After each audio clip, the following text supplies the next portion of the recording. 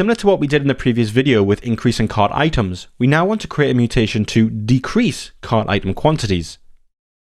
So if we head back to our cart, we stop the server and go to schema.graphql, and we go to where we have our mutations listed.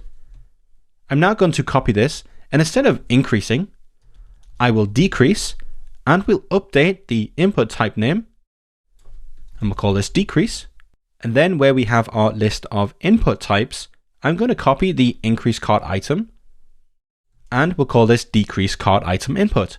It will take the same values ID and cart ID inside of the input argument here. Now that's done, similar to what we did before, we'll need to run npm run codegen. This will recreate the types.ts file.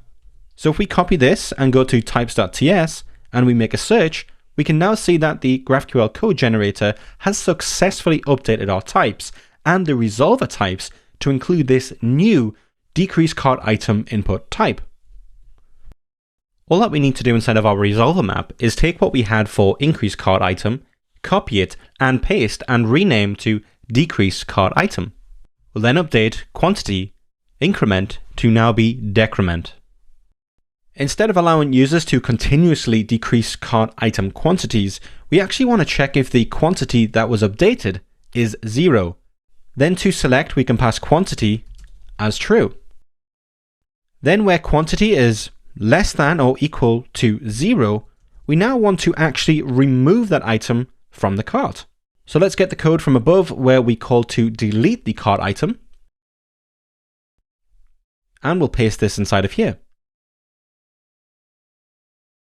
Then all it's left to do is find or create that cart, passing in Prisma and the cart ID. Now if we restart the Next.js server, and we head on over to graphical, and we refresh, if we now look inside of our mutation, documentation, we could now see that we have decrease cart item. Let's now run that decrease cart item mutation.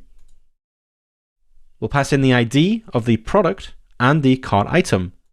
If we run this, we'll see here that we have a quantity of 6 in our cart. If we run it again, we have 5, 4, 3, 2, 1. And if we run it once more when the quantity is 1, this will remove the item from the cart completely.